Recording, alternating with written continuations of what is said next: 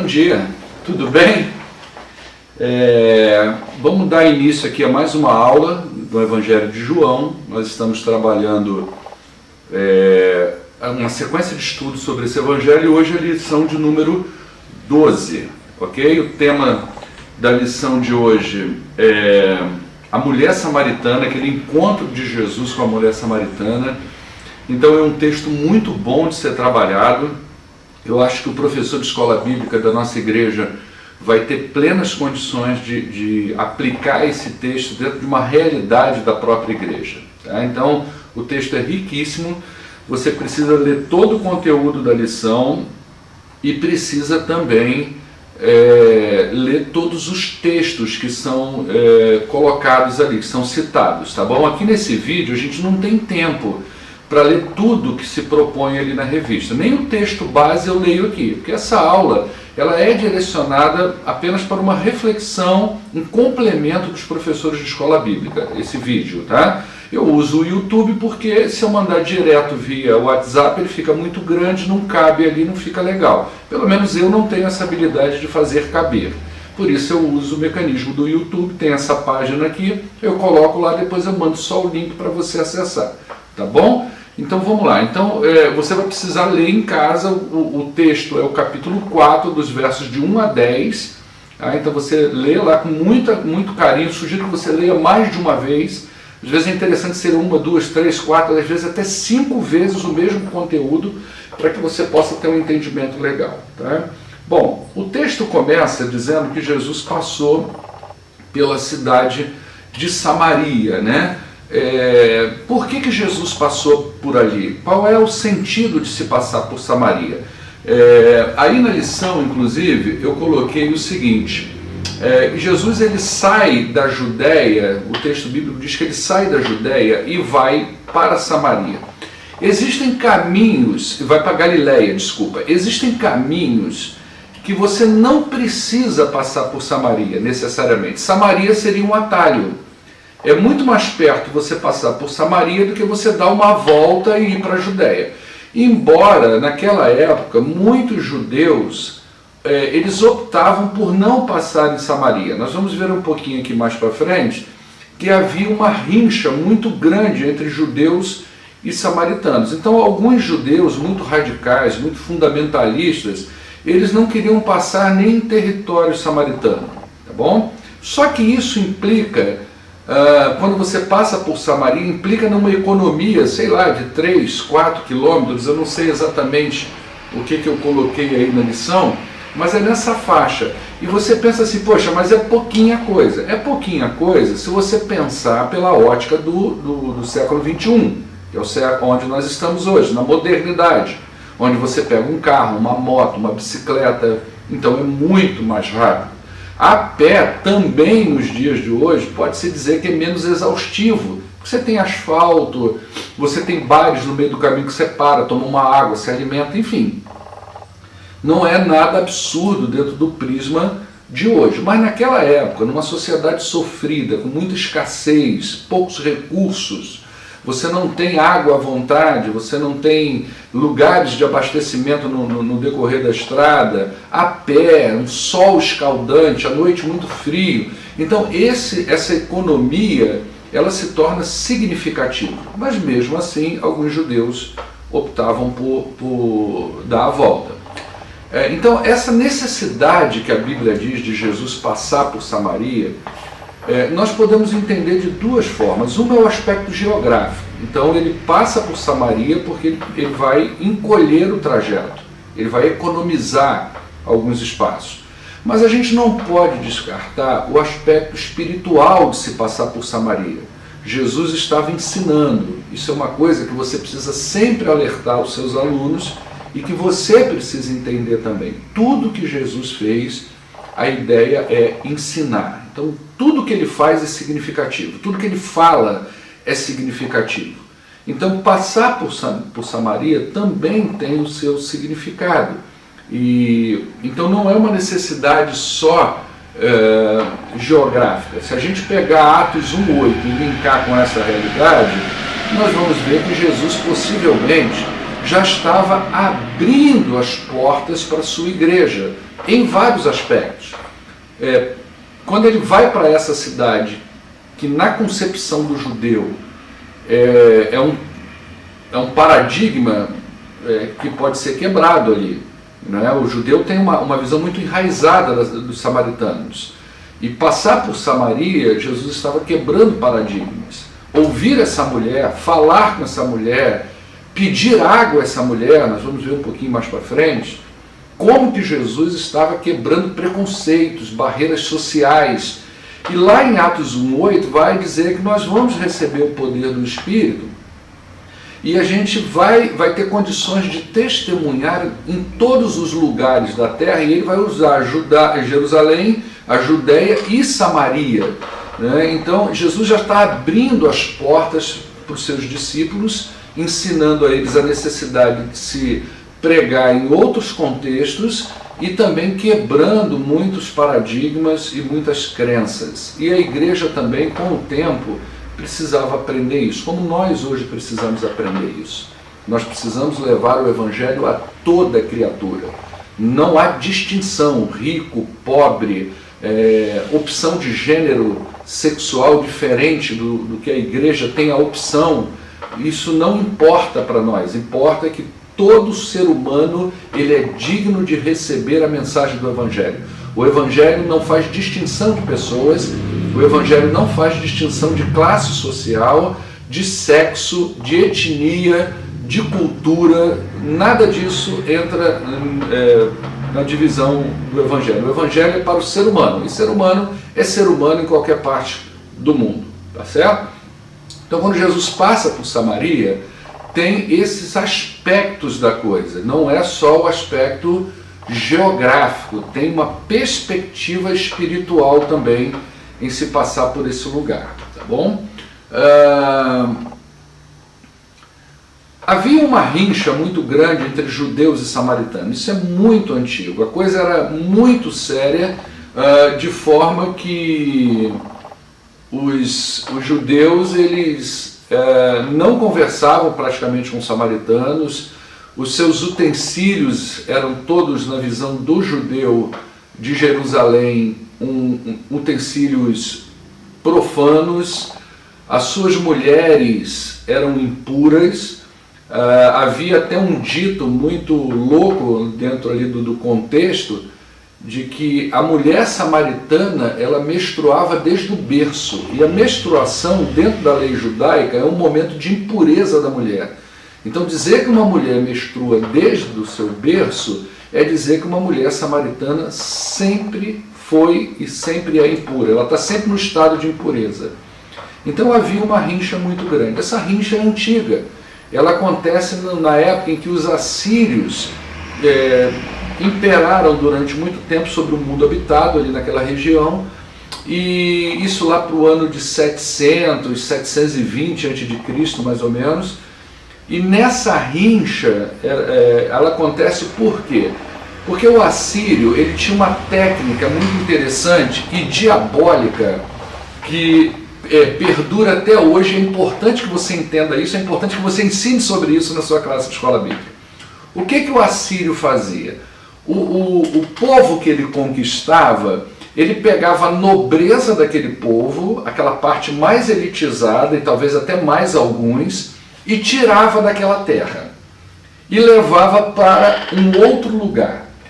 E faziam a mesma coisa com povos de outra região. Então eles foram lá, por exemplo, e conquistaram os babilônicos, vamos dizer assim. Então eles vão pegar a elite babilônica e vai levar para a Samaria, tá? Isso é hipotético, eu não estou dizendo aqui dizendo exatamente quem que a Assíria conquistou naquela época, mas Israel foi um povo deles, tá?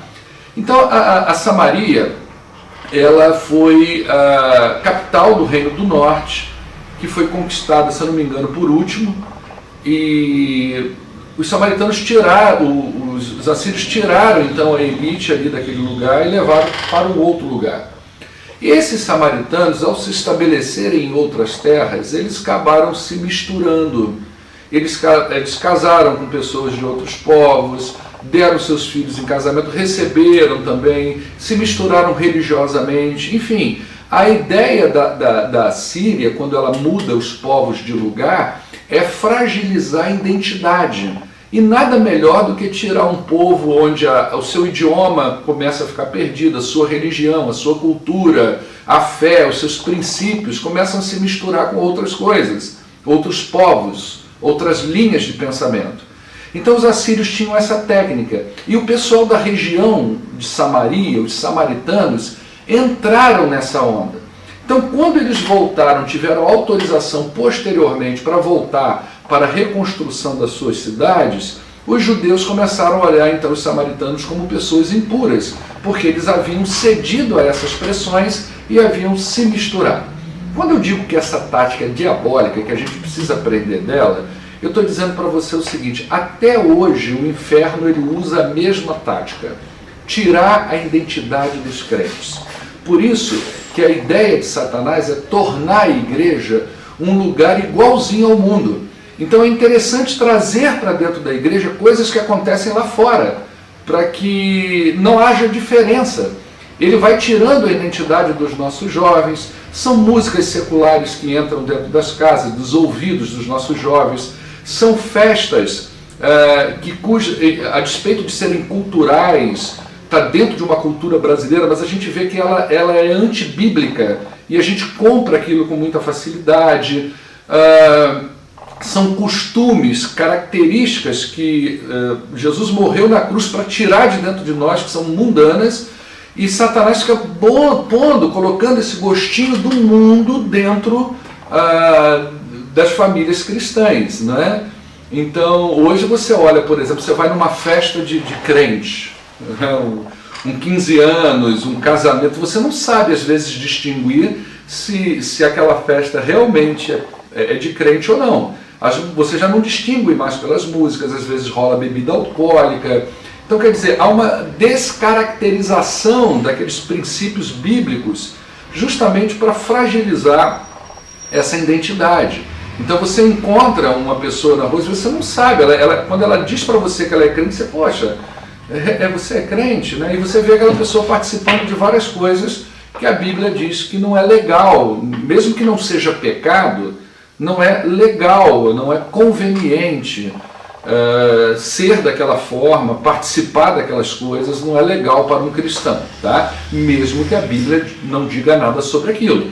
O escritor de Hebreus, no capítulo 12, ele vai dizer que nós precisamos nos livrar de todo pecado e de todo embaraço. Ou seja, ele diz algumas coisas, né? Ele fala sobre pecado, o que é realmente pecado, ele usa esse termo, mas existem aquelas coisas que são embaraços, que a despeito de não serem pecados, elas dificultam a caminhada cristã e o testemunho do crente na sociedade. Então a gente tem que tomar muito cuidado com essa descaracterização da identidade. A ideia de Satanás é roubar a identidade que Jesus está tentando formar na sua vida e na vida da sua família. Então havia essa rixa entre judeus e samaritanos. Um utensílio, por exemplo, judeu, samaritano, era impuro.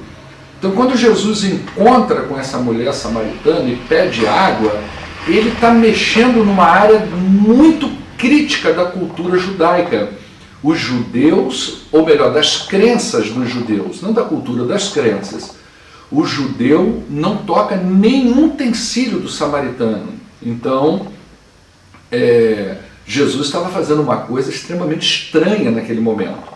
Por isso o espanto dos discípulos. Os discípulos vão se espantar, porque ele está conversando com uma mulher, que já é um problema, e essa mulher é samaritana, que já é outro problema, e essa mulher, ele está pedindo alguma coisa para beber no utensílio dela, que é um outro problema. Então Jesus está mexendo com uma baita de uma problemática, mas ele quer pregar o evangelho, porque Jesus sabe separar o pecador do pecado. Para Jesus não há barreiras, ser humano é ser humano. Podia estar ali qualquer pessoa da pior espécie hoje aqui na sua sociedade, na nossa. Pensa num sujeito ruim, ou pensa num sujeito tão descaracterizado. Para Jesus não há barreira. Ele vai lá e vai sentar com essa pessoa e vai estender a mão para essa pessoa e vai falar do Evangelho para essa pessoa. Então, há algumas informações aí a respeito da origem do poço, por que esse poço pertence aos samaritanos. Então isso aí você lê na lição, porque aí está muito bem explicadinho, não carece de eu falar aqui para você. Eu estou querendo dizer aqui, nós vamos tentar concentrar os nossos vídeos naqueles pontos aplicativos e nevrálgicos ali da nossa lição, tá bom? Então, Jesus vai ao encontro dessa mulher e conversa com ela. A mulher, ela é complexa, aquela mulher ali. Por isso que Jesus está quebrando barreiras. Observa que o texto diz que ela vai apanhar água mais ou menos meio-dia. Isso não é hora de apanhar água no poço. O sol está escaldante. Naquela época as mulheres agiam de outra forma. Elas iam em grupo e normalmente ou no início da manhã ou no fim da tarde. Ela vai meio-dia porque ela não quer, vamos dizer assim, andar em grupo. Ela provavelmente fosse uma mulher que estava às margens da sociedade. A gente vê aí no texto, na sequência do texto, que Jesus vai falar sobre a vida matrimonial dela e ela já está aí, sei lá, no quarto marido. Então ela estava às margens da sociedade muito radical, muito exigente, muito legalista, e ela estava fora desses aspectos. Então ela vai meio-dia, eu acho que ninguém queria andar com ela, e ela também não queria andar com ninguém, não queria dizer muito da vida dela, por isso ela vai neste horário. Então nós estamos lidando com uma pessoa realmente, vamos dizer assim, às margens da sociedade. Mais uma vez Jesus mostrando para a gente, a igreja precisa quebrar barreiras. Nós não podemos ficar acomodados nas quatro paredes. A igreja não pode ficar numa zona de conforto. A igreja precisa expandir seus horizontes e abrir as suas portas para todo ser humano, não importa quem. É claro que uma vez que o ser humano vem para Cristo, ele deve vir como ele está, mas eu tenho certeza, dentro daquilo que a gente lê na Bíblia, que Deus se recusa a deixar a pessoa dessa mesma maneira. A gente tem aquele trecho, por exemplo, daquela mulher que foi pega em adultério, e aquela mulher ali, os homens levaram ela até Jesus e falaram assim, olha, o que a lei diz e tal, evocaram a lei, e Jesus diz, atira a primeira pedra, quem não tem nenhum pecado, você conhece essa história, né? Tira essa primeira pedra, e depois que todo mundo vai embora, ele vira para a mulher, onde estão os seus acusadores? Aqueles que te condenam, onde eles estão? E a mulher, não sei, foram embora. Jesus disse, nem eu te condeno. Agora vai e se liberte de uma vez por todas dessa vida de pecado que você tem. Então uma coisa é vir para Jesus, outra coisa é permanecer da mesma forma em Jesus. Não dá. Isso é inadmissível. O Evangelho, ele não é um material de autoajuda apenas, embora ele autoajude. Mas em essência, o Evangelho não é um material de autoajuda. O Evangelho é transformador. Ele não recalchuta pessoas, ele transforma. Por isso a Bíblia usa novo nascimento, nascer de novo, nova criatura. Por que isso? Porque a essência do Evangelho é produzir no ser humano uma transformação, uma nova natureza dele. Porque a natureza velha já não cabe nesse aspecto. Tá? Então nós devemos aceitar todas as pessoas, não importa quem. Só que o nosso trabalho, à luz da palavra de Deus, é sempre levar uma palavra de transformação. Nesse encontro, Jesus pede água a esta mulher. E ela vai questionar, mas eu sou samaritana, sou mulher, você está me pedindo água. Não há muita coerência nisso, né? A gente já viu isso aqui um pouquinho para trás. E Jesus vai dizer aquela famosa frase, se você soubesse quem é que está te pedindo, você é que me pediria. Num primeiro momento, aquela mulher, ela tem um insight assim, os meus problemas estarão resolvidos.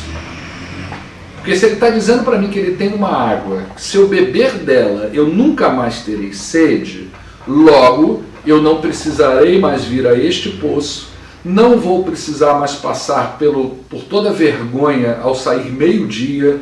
Enfim, todo esse, vamos dizer assim, me faltou aqui um pouquinho a palavra, esse constrangimento de vir a esse poço, para mim vai acabar. Fora o desgaste físico, né, mental, emocional, psicológico de se vir ao poço. Então me dá dessa água, eu quero beber dela, já que eu nunca mais vou ter sede. Ela tem o mesmo insight daqueles homens lá no capítulo 6 de João, quando Jesus diz também que ele é o pão da vida, não é? E ao dizer que ele é o pão da vida, o pessoal quer comer desse pão. Aqui ele diz que é a água da vida e ela quer beber dessa água. Só que ambas as pessoas, a mulher samaritana e o grupo de judeus lá, que nós vamos estudar na lição de número 21, né? Lá e aqui há um equívoco, uma falta de entendimento do que Jesus realmente está dizendo. Mas há uma revelação das intenções humanas. O homem está sempre buscando aquilo que Deus pode dar e não consegue enxergar quem ele de fato é. Isso é um problema. As pessoas buscam a Jesus por aquilo que ela pode fazer por elas, o benefício que Jesus pode dar a essas pessoas, mas esquecem de buscá-lo e de conhecê-lo e de se aproximar dele por quem ele é de fato. Então aqui ele está dizendo para ela: você tem uma sede espiritual, você tem um vazio existencial, e eu sou aquele que tem condições de preencher toda essa sede e esse vazio que existe dentro de você. E isso não é físico. A água do poço, ela lida com questões biológicas, físicas. Jesus lida com questões da alma. Então essa sede, essa necessidade, essa fome, elas envolvem aspectos da alma, um vazio que nós temos desde que o mundo é mundo, obviamente pós-pecado, e que o ser humano, a humanidade, tem essa busca até hoje. Quem eu sou, o que eu estou fazendo aqui e para onde eu vou. Cristo é a resposta dessas indagações. Cristo é a resposta a esses anseios que são profundos e enraizados na vida do ser humano. Então Jesus estava dizendo para esta mulher: eu sou a resposta às suas perguntas, eu sou o alimento da sua alma, eu sou o fornecimento do que você precisa, eu sou o principal para a sua vida, eu sou o prime, o que tem de melhor para você. Mas ela estava ainda olhando sobre aspectos humanos, né? Ela quer água, e Jesus não é água biológica. Você vai tomar água e vai continuar com sede. Em Jesus não. Nós bebemos dessa água que é Cristo, essa sede ela é saciada e ela vai sendo cada dia mais saciada à medida que nós nos aprofundamos nesse poço inesgotável que é Jesus Cristo. E ele faz questão de nos levar a cada dia a águas mais limpas, mais cristalinas e mais salutares. Basta a gente se envolver cada dia mais com ele. Tá? E para a gente concluir essa pequena reflexão, nós aprendemos nesse encontro com Jesus e a mulher samaritana que ele não faz acepção de pessoas. Jesus nos iguala, todo ser humano em Cristo está nivelado, tá? Não há, você pode ser uma pessoa bem-sucedida financeiramente, profissionalmente, não há diferença nenhuma para qualquer outro ser humano que às vezes não tem a mesma condição financeira um do outro. Jesus nos iguala a todos debaixo da sua misericórdia e debaixo da sua graça, e aprendemos também que ele é a provisão de Deus para a nossa maior necessidade, nossa maior sede, a sede de Deus. É isso que eu e você temos no nosso coração, na nossa alma, ok? Então, professor, pega essas falas simples que eu dei para você, estuda a lição, tá? Porque lá tem muito mais informações, e a partir daí, junta com o seu conhecimento, com as suas pesquisas, mais esse vídeo, mais a aula, mais a Bíblia e uma excelente aula no próximo domingo, tá bom? Deus abençoe você e a paz de Jesus.